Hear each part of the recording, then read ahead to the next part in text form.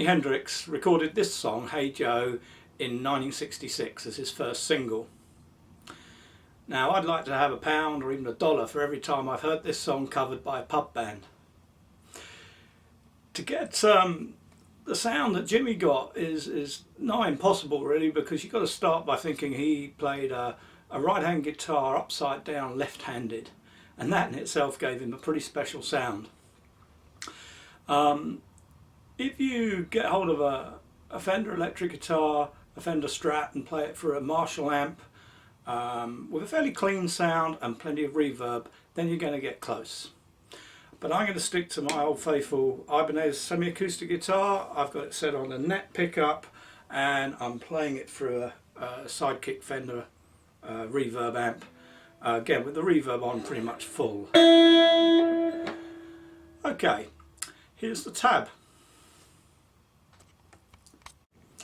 You can see that there are quite a few technical markings on this one, but don't worry, we'll take it a step at a time and explain each bit as we go. The first two little chords are played across the top two strings, the B string and the E string, but only one of those strings is fretted, the second string, the B string, fretted first at fret 5 and then at fret 3. Now you have to make sure that your finger on the B string doesn't stop the open E from sounding. That's a crucial part of the sound we're after. If this happens, you don't hear both notes together. You get that really nice 7th chord. Okay, on the right hand I suggest playing with fingers or finger and thumb if you can. So either like this or like this. Once you've learnt the intro, you can experiment with various combinations of fingers and thumb to see what works best for you. You can also play it with a pick, but you won't get quite the same sound. Still sounds pretty cool though. The next lick includes a slide followed immediately by a pull-off. Note that the first note has the open B string added as well, and this is allowed to ring as we complete the lick. Here it is played slowly.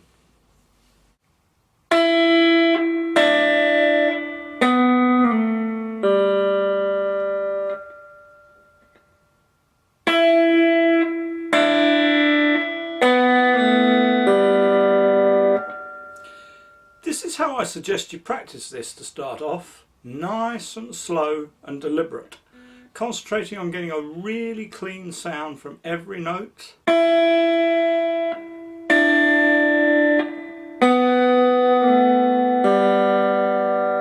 Getting that just right, then it's easy to build up the speed later.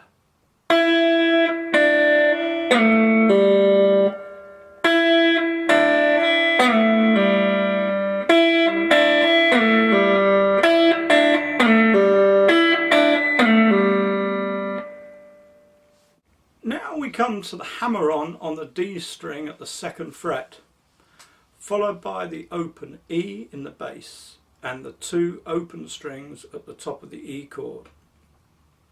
Note the shape of the E chord is in brackets on the tab. Normally you would hold these notes down even though they're not sounded. This is best practiced together like this. First hold down an E chord, then just lifting this finger off, or indeed you can lift the whole chord off if you like, play the hammer on onto this note here. So with my thumb I'm hitting that D string open, hitting that, hammering on that whole chord, hitting the bass string and then the top 2 open strings, so we get.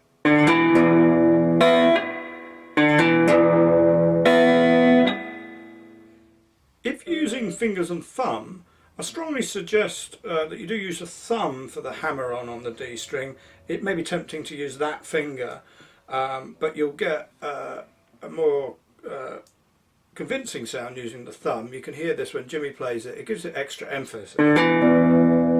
Rather than... So it's a subtle point, but that's the way to go.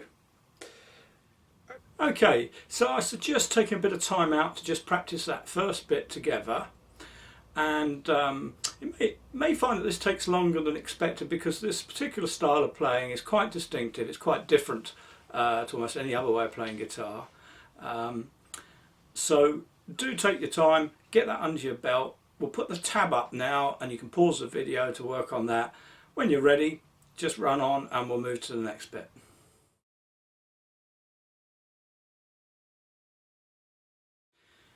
The next bit works still with the E chord held down. You play the open E string at the bottom and then slide the 2 chord notes on the 4th and 5th string up to fret 5 like this. So we start with our E chord, play the open E string and then take these 2 notes on the 4th and 5th strings up to the 5th fret and then take a second bite at it,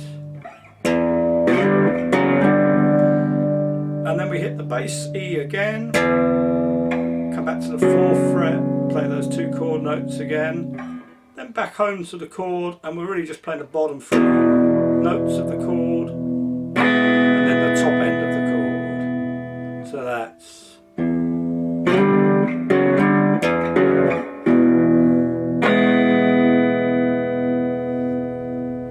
okay.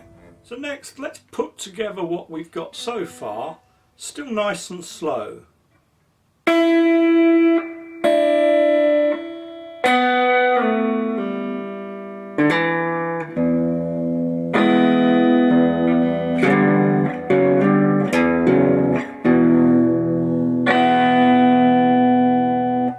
We'll just do that again.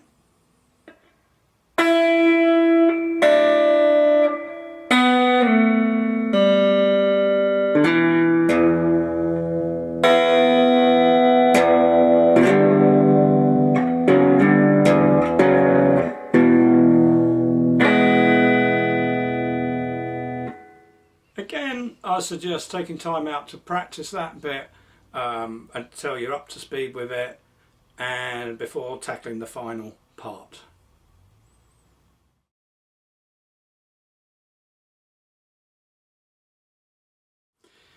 So the last lick, last phrase in the intro, again bounces off the bass E note before going into a fast hammer-on lick at the frets 7 and 9.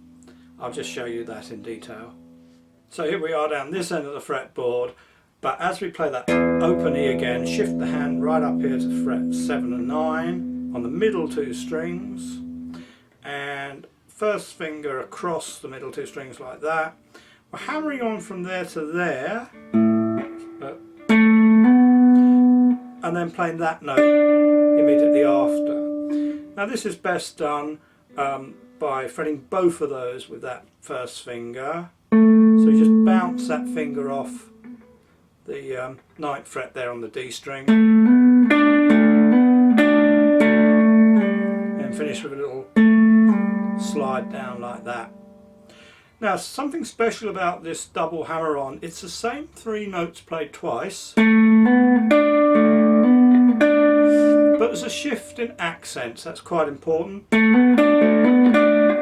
So the first time it's heavy accent on the first note, second time heavy accent on the second note, so that's, and all together, and then we're into the chords to start the song. So now here's the whole intro played at slow speed.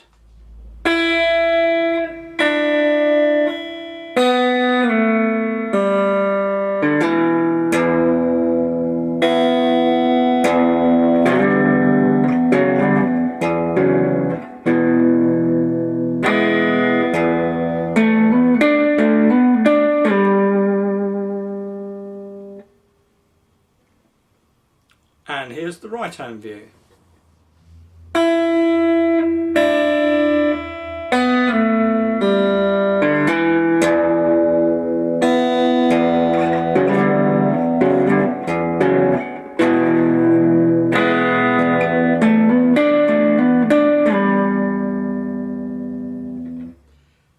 And here it is, played more or less at full speed. 1, 2, 3, 4.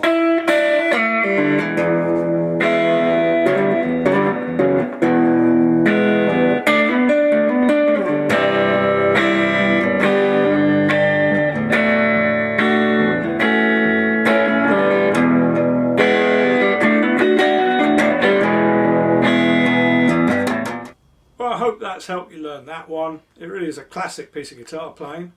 Don't worry if it takes a fair amount of time to get on top of it. It certainly took me a long while, and to be honest, I'm still working on it. Okay, see you next time.